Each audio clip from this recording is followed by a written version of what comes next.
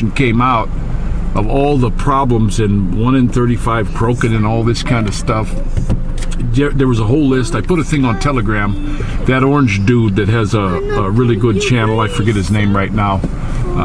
I'll see if I can put it in the description. I'll put the link in there so you can watch his channel. But he goes over the best list I've heard of all the stuff going on with people. But no, they're going to blame it on daylight savings time. They're going to blame it on everything else.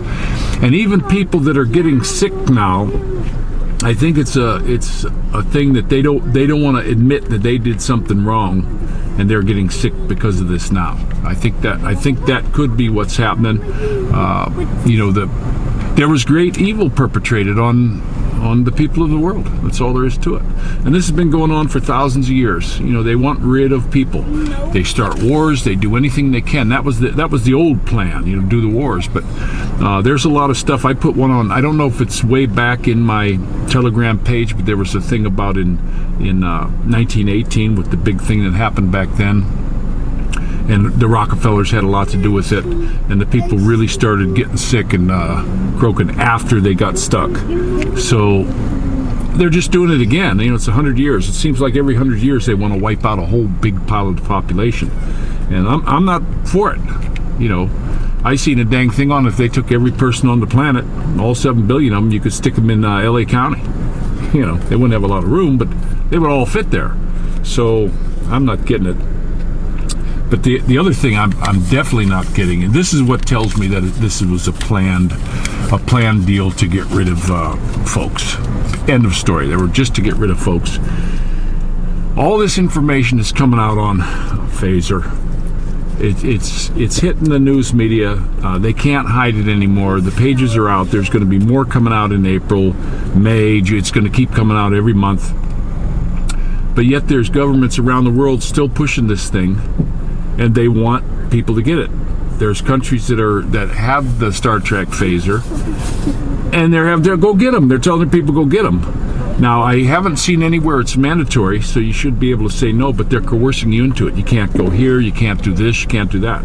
We'd like to travel down to see Tropical Tim. Can't do it. Don't have a jab. Don't have a jab. Don't want to take one of their tests that who knows what's up with this test.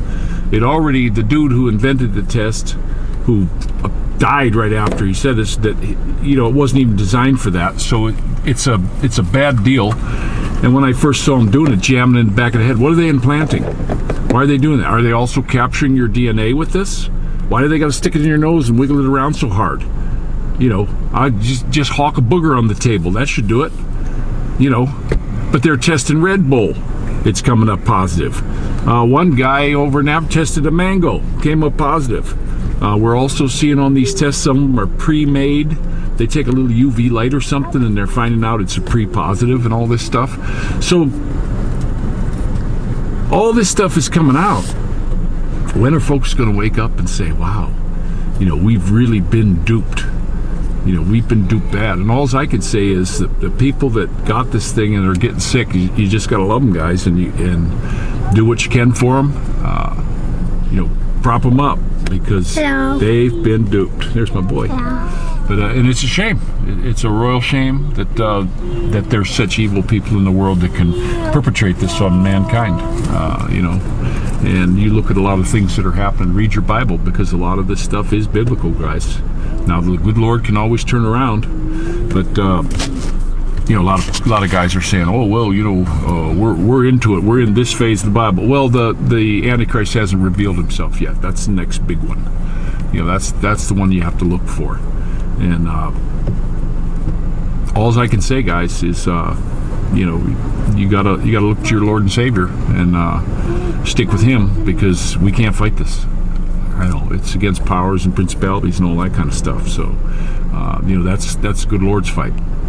And I'm also on my channel. So far, the aliens are winning. They think that's what everybody thinks is going to be the next big one, and it could be. You know, they're starting to show all kinds of weird cloud formations that are moving fast through the sky, like it's hiding something. There was one thing over there, and I can't remember where it was, but there was a portal that just popped up out of nowhere. One of the cameras picked it up. Is this all baloney, CGI baloney? Who knows? You know, who knows? But they had this black woman from the high up in the government, and she was talking on there, and the thing looked like she was some kind of reptile, right on the camera. You know, they couldn't hide it. So, you know, this is weird stuff. Is this all CGI? Are they doing this so they can push that narrative, then get everyone scared and say, oh, the reptilians are bringing in this disease, and you got to get a jab for this or that to save you from them? Who knows? They're not stopping, guys. They're not stopping. Even here in this country, we were whenever we go past the one mall, there's a vaccine center there, loaded. It's loaded all the time. People are just going up and getting it. And you know, a lot of the folks I talk to are saying, well, you know, if they say anything about my job, I just am going to have to get it. Well, I don't think the job matters that much if you're not there anymore. You know what I mean? It's, I don't know. But there are a lot of Filipinos I know that just don't want nothing to do with it. They'll do what they can. I actually talked to a couple of them who said no, they would give up their job if that was the case. But I'm seeing they're talking about the BPOs here. the call centers that they want them to go back into the thing, and the call centers are coming back to the government saying, hey, you know something, we're doing just fine with them working from home. We've set all this up, it looks good to us, and you know, they've actually grown by a huge percentage during this thing. And think about it, what does it cost you in a mall for that huge area, and the electric bill and all? It's got to be just horrendous what it costs. So now they're able to do it from home, and they're spreading that out. You know, we used to have power outages there all the time. Generators would kick in, but you can't work. The generators aren't enough to power it. Well, now, when there's power outages and brownouts, these people from home, they can have they can still work if they got a backup, power backup for their system. And you know, I'm sure the BPOs are going to be smart and take care of this. And they didn't really lose any business. They grew, and I was glad to see that, because the BPOs in this country are big time.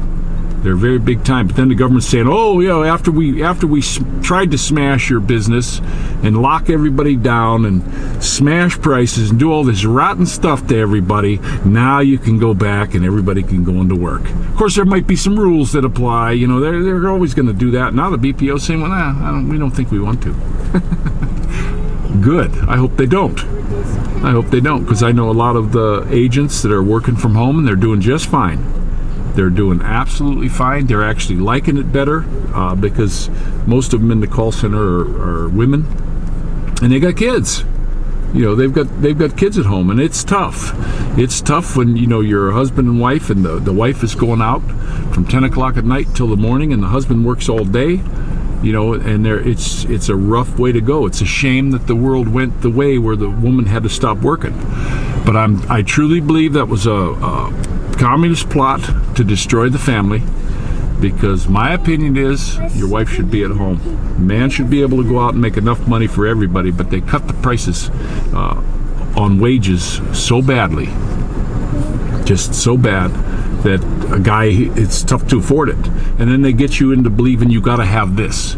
You got to have that G.I. Joe with the Kung Fu grip, you know, and you got to get your kid this. They've done all that. You don't need all that crap, you know. Do the best you can, but I don't know. I remember when I was a little kid and it was Christmas time, we got one thing, and I remember birthdays too. The big thing on the birthday, it wasn't really presents. You got to say what you wanted. Like me, instead of a cake, I wanted an apple pie, because my mom made the best apple pie, a sour apple pie. And then you could pick what the dinner was. You could tell her whatever dinner that she made, and I always picked spaghetti. You know, I loved my mom's spaghetti. And you know, that's how we did it. It wasn't all this stuff where everybody's got to have the biggest TV and they got to have the fanciest car.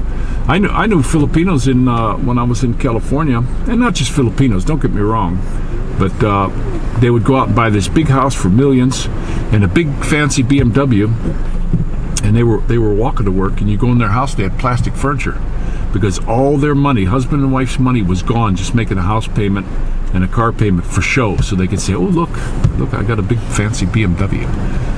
Come on, you know, be smart. You know, do the best you can. I hear it's really tough to find used cars now. Gas is through the roof. Of course, that's all Putin's fault. You know that, because the news media is telling you that. So, you know, if you buy it, keep watching. So, what are we going to say? Rickshaw out. Don't forget to pray for this rickshaw. Bye-bye. All right. Thanks, guys. All right. We'll see you.